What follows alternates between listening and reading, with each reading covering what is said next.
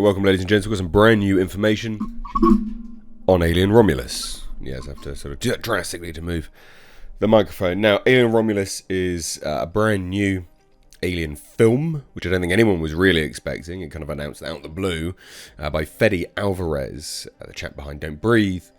So, good, I think, potentially. And there's been some interesting sort of details released about it. I mean, Alien Romulus, the name alone is interesting. Roman times. There's a lot of interesting elements about this that are there already, just from titles alone. Kaylee Speeney is said to be essentially cast in the lead role, or one of the lead roles. Now we've got some new information. And this comes to us from our friends over at AVP Galaxy. Good guys, do like them a lot. Give them a follow over there on their website and all their social medias. But here we have it, new. This is spoilers, by the way, I guess. Yeah, I mean it is spoilers, yeah. But Alien Romulus details emerge via audition tapes. Now, actually, two of the audition tapes you can't watch. Basically, I don't have a Vimeo account, so soz. We can watch one of them, I guess. But there's some character information in here and basically some scenes. So these are audition tapes. Now, it's not to say that these scenes will be used actually in the film itself, but there are 3 scenes with 3 characters. And this does tell us a fair amount, to a certain degree, about the film itself. So, we'll just read this article because they've condensed it into a very, very good format. This is Corporal Hicks over there. I do like him. He's a good chap. It says, while filming started on Fede Alvarez's upcoming addition to the Alien franchise earlier this month, details on the film have remained very sparse.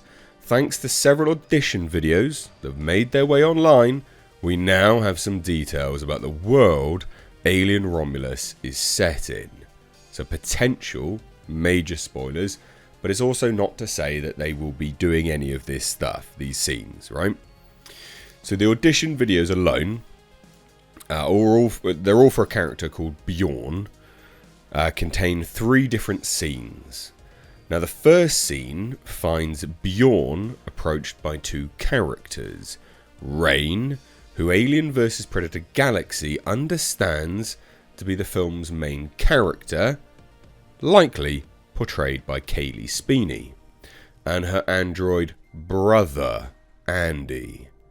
Bjorn tells Rain that he's discovered an abandoned Weyland-Yutani ship and wants to use Andy to gain access, as Andy was manufactured by the company. So that tells us a few things. It's still very much in the world that we know already. Weyland-Yutani, very clear, massive part of the Alien canon, Alien lore, and it's still there. It's still around. It's still part of this universe, this world. So that's interesting. Interesting that there's 3 characters: Bjorn, Rain, Andy. Rain and Andy. Andy is Rain's android brother, probably like a parent of some degree. Like a parental sort of guardian figure, I guess. It's interesting. That is quite interesting. Now, and just to say that, an abandoned Weyland-Yutani ship. I mean, look, we know what's going to be on it. Oh, facehuggers and aliens and stuff, obviously. But interesting that there's an abandoned Weyland-Yutani ship. Why did they abandon it? How was it abandoned? Is it that Weyland-Yutani isn't a functional superpower anymore? What time period is this set in? There's so many questions here, but it's interesting. I mean, Weyland-Yutani it was absorbed, isn't it, by Alien Resurrection time. There was no Weyland-Yutani by that point, if I remember correctly. So, this puts us, if it's still in that same continuity, it puts us before Alien Resurrection. Now, the second scene finds Andy and Bjorn alone, presumably aboard the previously mentioned Weyland-Yutani ship, the vessel. Bjorn is clearly disturbed by the situation, and Andy is attempting to calm the spooked Bjorn by telling him a joke. Bjorn clearly isn't fond of Rain's synthetic brother, telling Andy that he can't wait to never see him again. Ooh. You see, there we start to get something interesting stuff here, guys. This is interesting. You know, is there a conspiracy between Bjorn? Is there a conspiracy there between Bjorn and Weyland-Yutani? Was that just they using Andy as a means to get the ship open? What's in there? Is he mercenary? There's a lot of stuff here, a lot of questions. Now, the third and final scene sees Bjorn saving another character from what is likely to be a facehugger. The dialogue seems to revolve around whether it had time to finish the implantation. Now that tells us they're aware of what this thing is. That tells us that they're aware of what the facehugger is and what it does and what it can do. And are obviously hyper attuned to the fact that this thing could have done something. So that's interesting as well. Now Bjorn is clearly in a very agitated state by this point and attempts to escape. But Andy blocks his way. Bjorn appears to shoot Andy. Now this is interesting because he's agitated. He attempts to escape. Why is he attempting to escape? And why is Andy trying to block him? And why does Bjorn then shoot Andy? Well, again, it goes back to that conspiracy element that I said previously, where it's likely that Bjorn is well aware of what's going on, uses Andy as a means to get the vessel open, maybe some form of mercenary element, who knows? But that is all very, very interesting stuff to me, anyway. So let's watch this briefly. See what you guys think of this. We'll see their acting and stuff. And hopefully this doesn't get taken down. Might get taken down. We'll watch a bit of it. That's what I'm talking about, bitch! Oh, fuck my ass. Okay, my turn. Hey.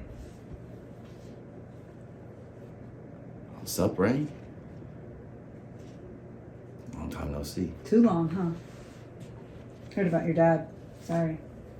Between the hailstorms and new diseases every fucking cycle, I tell you. Yeah, everybody's dying. Come on. Show her. So, last week we're loading the southeast tower. About a mile above ground. Suddenly, beep, beep. The hauler picks up this beacon. Navarro tracks it. Spots this big Weyland ship drifting away right above us. Drifting? Right. Decommissioned. Probably damaged or obsolete. Like Dum-Dum over there. Cheaper to just leave him floating up there than to scrap him. Come on. Just tell her what we need already. Probably gonna go ahead and say no anyways. What do you need? Andy. We need Andy. He's a Weyland-Yutani synthetic and he speaks mother. He can help us access the ship's terminal in and out with no fuss. It's impossible to get in otherwise. What do you think? I think we should wait another cycle and apply again. Come on, Rain! Wake the fuck up! Let us take Andy with us then. I'm not sending my brother up there. Hey! He's not your brother. It is Weyland damaged goods that your daddy used to own. And that's all he fucking is. So I'll pause it there. Interesting. There seems to be like... I don't know what... I literally don't know. I don't know what it is. A lot of cursing going on. I'd have to... The dialogue to... interesting. The dialogue to me feels very modern. Not future. I don't know. Interesting. These are audition tapes, right? Like everything's better in a fully edited format. Very charismatic actor. I'm not 100% sold. I'm not going to lie. I'm not 100% sold. Charismatic actor. A lot of weird... The dialogue to me feels weird and a bit forced. Yeah, I don't know. I don't want to judge it too harshly because it is an audition tape, and these audition tapes, they just get a sort of a spicy flavour for what could be. I don't know. What do you guys think? Let me know down below. Dialogue to me seems very modern, current, a little bit too much. Cursing doesn't feel like it's a natural flow and used to accentuate agitation and anger.